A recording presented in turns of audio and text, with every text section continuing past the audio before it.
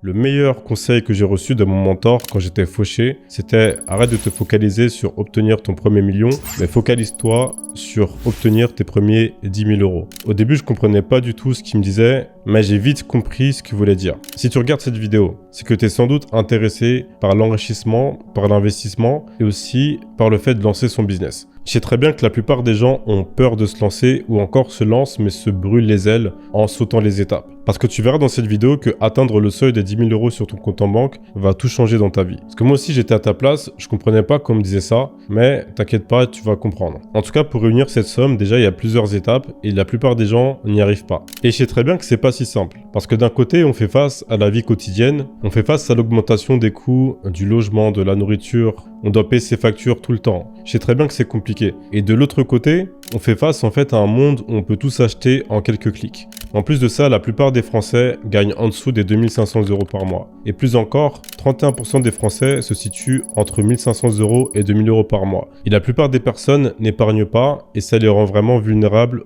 aux imprévus financiers de la vie de tous les jours. Alors je te préviens tout de suite, ça va être une vidéo assez longue, mais en tout cas, si tu es vraiment sérieux à propos de l'enrichissement ou l'investissement ou encore lancer ton business, c'est que normalement tu serais capable de regarder la vidéo jusqu'au bout. Parce que si tu te sens concerné par ce que je viens de t'évoquer, ça veut dire que c'est une vidéo qui va énormément t'aider dans ce but-là. Donc dans un premier temps, ce qu'il faut que tu fasses, c'est appliquer la loi de Parkinson. Et ça, c'est un concept que tu peux appliquer pour tous tes projets. Parce que la loi de Parkinson, c'est quoi? C'est de tout simplement t'imposer un délai. Parce que tu sais, dans la vie, quand tu t'imposes pas de délai, pas d'objectif, en fait, tu vas te dire, ok, j'ai envie d'accomplir ça, ou j'ai envie de mettre tant d'argent de côté, ou j'ai envie de faire ça dans la vie. Mais en fait, ce qui se passe pour la plupart des gens, c'est qu'ils n'atteignent jamais leur objectif. Pourquoi est-ce qu'ils n'atteignent jamais leur objectif? Tout simplement parce qu'en fait, ils se mettent pas de délai, ils ne se mettent pas de limite. Quand tu te mets un délai, en fait, tu vas tout faire pour atteindre cet objectif dans le temps imparti. Par exemple, tu vois, si je te dis, ah, j'ai envie de perdre du poids. J'ai envie de perdre du poids, ok d'accord, mais je me délimite pas de temps imparti. En fait, je vais me permettre par exemple des cheat meals, je vais me permettre des sorties dans des restaurants, etc. Et du coup, je vais pas perdre de poids. Et comme je ne suis pas mis de temps limité, en fait, j'aurai pas de pression par la perte de poids. Parce qu'en fait, je me serais mis un objectif, mais pas de temps limité. Alors que si je me dis, je veux perdre 5 kilos en 3 mois, c'est-à-dire que je vais tout faire pour perdre ces 5 kilos en 3 mois. C'est-à-dire que je vais vraiment contrôler mon poids et en fonction des résultats, je vais pouvoir ajuster ma diète. C'est-à-dire que je vais m'autoriser des cheats à condition que j'ai perdu du poids. Et ça, en termes de finances, c'est exactement la même chose. Tu sais, il y a plein de personnes qui se disent, je vais commencer à économiser, mais la plupart des gens ne se mettent pas de délai. Et donc, ça fait que la plupart des gens n'arrivent pas à atteindre leur objectif financier. Parce que crois-moi, je te jure que si tu te dis, dans un temps de 1 an, je vais atteindre 10 000 euros dans mon compte en banque, crois-moi que tu vas tout faire pour avoir ces 10 000 euros dans un espace d'1 an. Moi, par exemple, j'ai pu mettre 10 000 euros de côté avant de me lancer dans mon business à l'âge de 22-23 ans en mettant 80% de mon salaire de côté. Parce qu'en fait, je me suis dit, je mets 80 à 90% de mon salaire de côté. Quoi qu'il advienne, je mets cet argent de côté. Avant même de m'offrir des choses pour moi-même, avant même de faire quoi que ce soit, je mets 80% de mon salaire de côté. Et ça m'a permis d'atteindre cet objectif en 1 an. Et ça, en fait, ça rejoint le second point. C'est-à-dire qu'il faut que tu te payes en premier. À chaque fois que tu reçois ta paye, à chaque fois que tu reçois de l'argent, à chaque fois que tu reçois un salaire, peu importe, paye-toi en premier. Tu vois, la plupart des gens, ce qu'ils font, dès qu'ils reçoivent un salaire, ils s'empressent d'aller au restaurant ou d'acheter des vêtements de luxe ou ce genre de choses. Ou d'acheter, par exemple, un billet pour Dubaï ou quoi, j'en sais rien. Peu importe. Mais en fait, les gens s'empressent de vouloir acheter des choses pour essayer d'impressionner des gens. Alors que ce qu'il faudrait que tu fasses, c'est de te payer en premier. C'est-à-dire que dès que tu reçois un salaire, tu prends une partie de ton salaire, comme je l'ai fait, et tu les mets sur un compte où tu touches pas à ton argent. C'est un compte en fait d'économie où tu vas pas toucher à ton argent. Quelque chose que j'ai fait aussi, c'est de combattre l'inflation de style de vie. Tu vois, tu as l'inflation. Donc l'inflation, c'est 3% par an, comme tu dois le savoir. Mais tu as aussi quelque chose qui s'appelle l'inflation de style de vie. Pour ceux qui ne savent pas ce que c'est l'inflation, c'est en fait tous les ans, l'argent perd en valeur. Par exemple, si tu as 1000 euros en compte en banque, tous les ans, tes 1000 euros perdent 3% environ en valeur. Mais tu as aussi quelque chose qu'on appelle l'inflation de style de vie. C'est-à-dire que beaucoup de personnes, et d'ailleurs moi aussi j'ai fait de l'erreur quand j'ai commencé en business, quand j'ai commencé à me lancer et que j'ai commencé à faire beaucoup d'argent grâce à mes business, en fait ce qui se passe c'est que la plupart des gens, dès qu'ils augmentent leurs revenus, dès qu'ils arrivent à toucher plus d'argent, que leur salaire augmente, à partir de là, ils commencent aussi à dépenser plus. Ils commencent à dépenser plus dans des appartements plus grands, plus luxueux. Ils vont faire une mise à jour non nécessaires sur leur iPhone alors qu'ils ont déjà des iPhones, ils vont commencer à acheter de plus en plus de choses en même temps que leur salaire augmente. Et ça, c'est une grosse erreur parce qu'en fait, c'est comme si en réalité, tu ne t'enrichissais pas. Parce que même si ton salaire augmente, en fait, ton capital n'augmente pas étant donné que tu dépenses autant que ce que tu gagnes. Donc fais bien attention quand tu gagnes de l'argent et que tu commences à augmenter justement tes revenus. À partir de là, fais bien attention à garder le même style de vie. Tu vois, la différence que tu gagnes, en fait, ta différence, elle va augmenter. Mais si tu arrives à vraiment maintenir ton style de vie au même niveau et que tes revenus augmentent, en fait, tu vois, c'est ce qu'on appelle une marge, on va dire.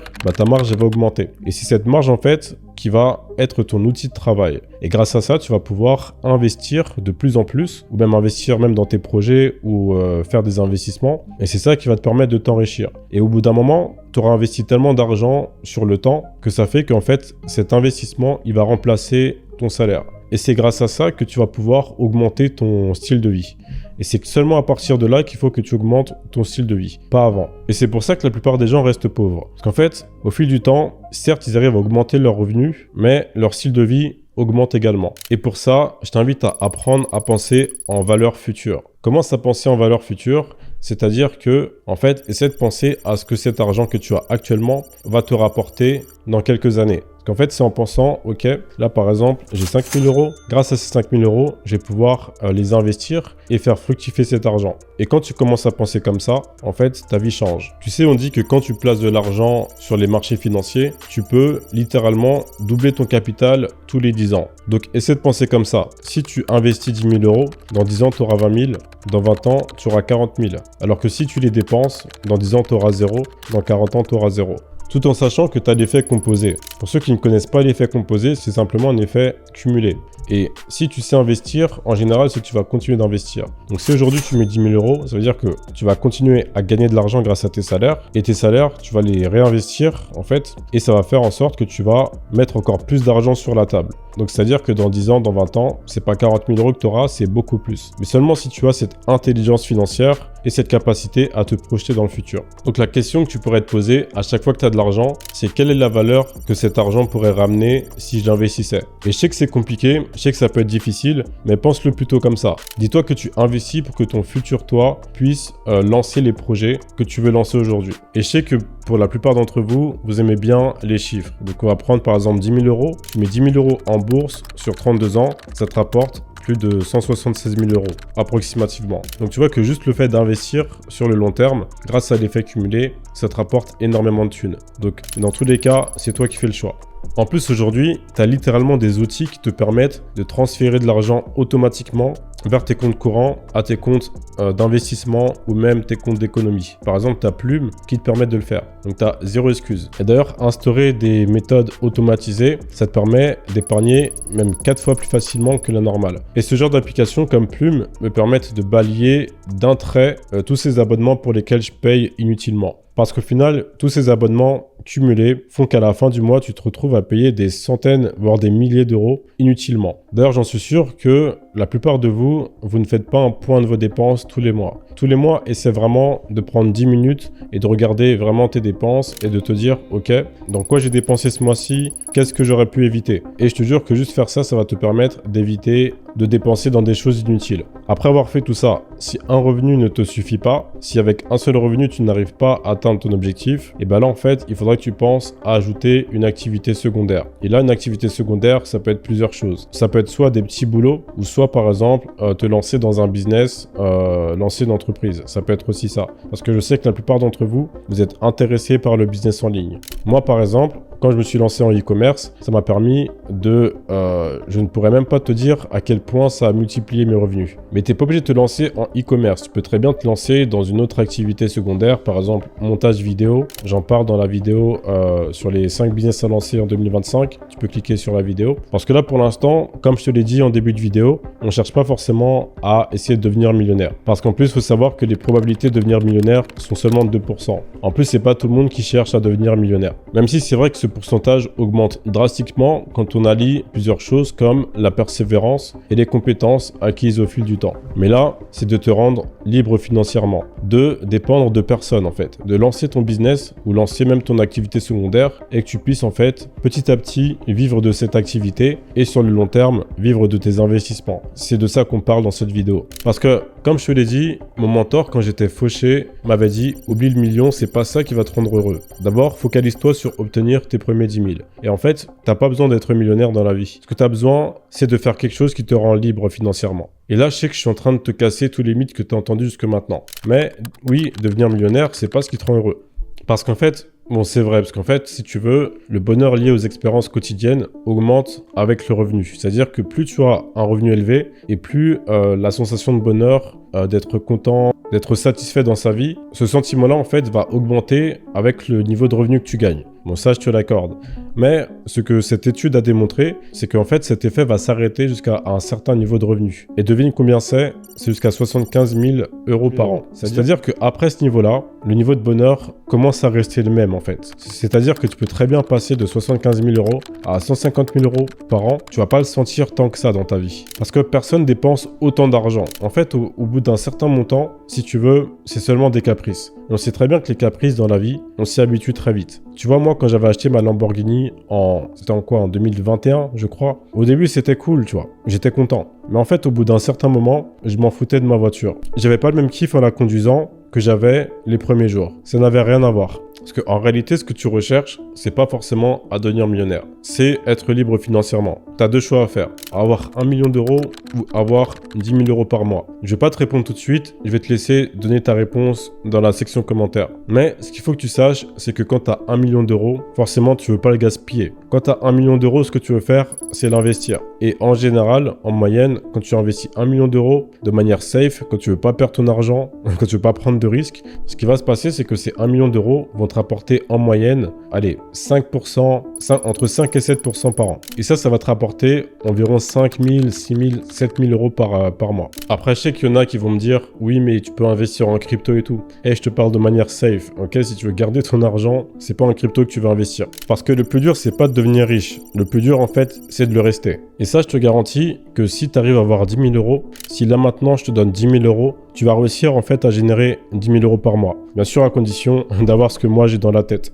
Mais je pense que tu es là pour ça, tu es abonné à ma chaîne pour ça, pour savoir ce que j'ai dans la tête. Et je pense que j'ai pas besoin de te faire un dessin. 10 000 euros par mois, c'est beaucoup d'argent. Avec 10 000 euros par mois, tu peux quasiment tout faire. Tu peux lancer un business, tu peux acheter la voiture de tes rêves, tu peux voyager dans le monde, tu peux faire ce que tu veux avec 10 000 euros par mois. Maintenant, c'est bien beau tout ça, mais comment réussir à atteindre 10 000 euros par mois? Et même, je pense que tu le devines assez rapidement, c'est pas en étant salarié que tu vas réussir à avoir 10 000 euros par mois. À moins d'avoir un très très bon poste, ce qui est très très rare, ok? Donc, tu vas devoir lancer une activité. Parce que c'est pas en investissant 10 000 euros que tu vas avoir 10 000 euros par mois, à moins de prendre un risque extrême, mais ça, je te conseille pas de le faire. C'est pas en étant salarié que tu vas générer 10 000 euros par mois. Donc, en fait, l'option que tu vas avoir, ça sera de lancer un business. Tu as 100 000 à 500 000 fois plus de chances de devenir millionnaire en lançant un business qu'en gagnant au loto. Donc, je te garantis que lancer un business, c'est vrai que ça peut faire peur. En réalité, c'est ta meilleure option pour devenir libre financièrement. Donc, comment réussir en fait à atteindre 10 000 euros? Donc, tout simplement, comme je te l'ai dit, tu peux lancer un business, tu peux lancer une activité secondaire qui vont te permettre, je te garantis que c'est faisable d'atteindre cet objectif en lançant une activité secondaire. Il y a énormément de personnes qui lancent un business avec très peu d'argent qui réussissent à générer beaucoup d'argent. Et ça, comme je te l'ai dit, je te renvoie à ma vidéo sur les 5 business à lancer en 2025. En plus, une fois que tu auras atteint cet objectif, alors là, tu auras un boost de confiance en toi qui va te faire ressentir que tu peux tout réaliser dans ta vie. Parce que 5 chiffres en compte en banque, c'est tout bête, mais la plupart des gens n'ont pas une telle somme en compte en banque. Et ça va te permettre de rêver à plus long terme. Parce qu'en fait, tu vas dire, ok, j'ai réussi à avoir une telle somme, grâce à mon activité secondaire, grâce à mon business, ok, je peux tout réaliser. Parce que là, en fait, ta barrière limitante aura été franchie. Tu vas dire, je suis capable de générer de l'argent. Donc, une fois que tu as réussi à avoir cet argent, ok, félicitations. Parce qu'en fait, ça veut dire que tu as été capable de générer de l'argent par toi-même. Je pense que tu dois te sentir comme le roi du monde. Tu arrives à faire de l'argent, tu es fier de toi. Et je suis fier de toi aussi. Maintenant, c'est que le début. C'est que le début vers une ascension qui peut être lente, mais qui peut être rapide aussi.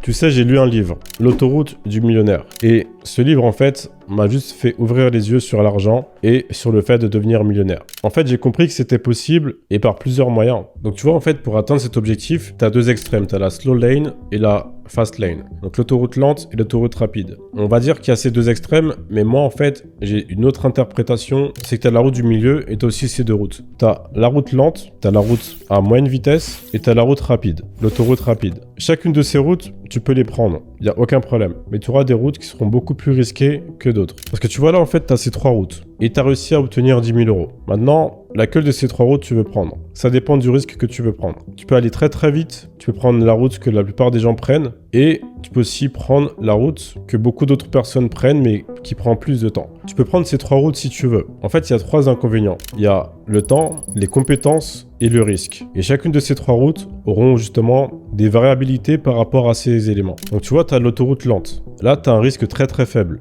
de perdre ton argent. Tu as un risque très faible et tu as de grandes chances d'atteindre ton objectif. Et cette route-là ne te demande pas tant de compétences que ça. Mais ça te demande simplement d'être ultra patient. Ensuite, tu as l'autoroute du milieu. C'est l'autoroute à vitesse moyenne. Donc là, ça te demande plus de compétences. Tu peux atteindre ton objectif dans un horizon de 5 à 10 ans. Et là, en fait, au niveau du risque, ok, on est sur un niveau de risque moyen. C'est-à-dire que tu peux te planter, mais tu as de grandes chances d'atteindre ton objectif. Et ça va beaucoup dépendre des compétences. Okay, il y aura une grande partie compétences. Ensuite, tu as l'autoroute rapide. Là, le risque il est ultra élevé. Ok, tu peux te planter à n'importe quel moment dans la route. Par contre, tu peux atteindre ton objectif très très rapidement, en moins d'un an. Mais là, c'est une route qui est très très risquée. Et ça te demande aussi des compétences. Et le truc, c'est que, en fait, tu peux emprunter chacune des trois routes. À longueur de journée, jour après jour, ces routes, elles sont empruntées par beaucoup de personnes. La route lente, on peut l'affilier à la bourse, par exemple. La bourse, l'immobilier. On peut aussi mettre tout ce qui est salariat, parcours classique, etc.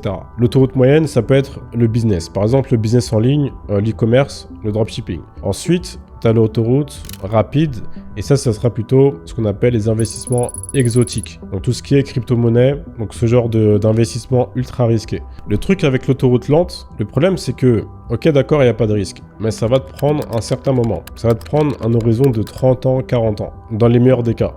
Et ça, c'est la bourse, tu vois. Comme je te l'ai dit, si par exemple, tu investis 10 000 sur un horizon de 30 ans un peu plus, ça va te rapporter un peu plus de 170 000 $. 170 000 euros, parce qu'on est en France. Donc tu vois que si tu vas atteindre les 7 chiffres et vivre aussi de la bourse, tu vas devoir en fait investir beaucoup plus d'argent que ça. Et ça va te prendre pas mal de temps. Alors que l'autoroute moyenne, ça va te demander beaucoup moins de temps pour atteindre ton objectif. C'est exactement celle que j'ai utilisée en fait en tout premier. J'ai lancé mon business en ligne, en e-commerce. Par rapport à l'investissement boursier, je vais pas trop rentrer dans les détails, sinon la vidéo va être trop longue et tu vas être un peu perdu. Je pourrais rentrer dans les détails dans une autre vidéo. Mais par exemple, moi, comme je te l'ai dit, j'ai commencé avec l'autoroute à vitesse moyenne. C'est-à-dire que je me suis lancé en business en ligne, j'ai lancé ma boutique en ligne, j'ai lancé mes marques, etc. Et le fait d'avoir fait ça, ça m'a permis d'avoir des résultats assez rapidement, en vrai dès la première année, et j'ai commencé à générer pas mal d'argent. Et avec cet argent, j'ai pu réinvestir cet argent sur les autres leviers, donc sur l'autoroute lente et sur l'autoroute rapide. Vraiment, si tu mets les efforts, si tu développes tes compétences, si tu développes vraiment tout ce qu'il faut et que tu persévères, tu vas avoir des résultats. Et ensuite, une fois que tu as des résultats, c'est là que tu pourras diversifier et investir dans d'autres types de leviers. Et dans le parcours de l'entrepreneur, même si c'est un risque modéré, il a été prouvé que plus tu vas essayer, et ça c'est normal, plus tu vas essayer, plus tu vas persévérer et plus tu vas avoir une chance de réussir. Parce que tout simplement, à chaque fois que tu essayes, cela augmente tes compétences. Mais en tout cas, en attendant, ce que tu peux faire, c'est regarder ma vidéo sur les 5 business à lancer en 2025. Tu peux cliquer juste ici.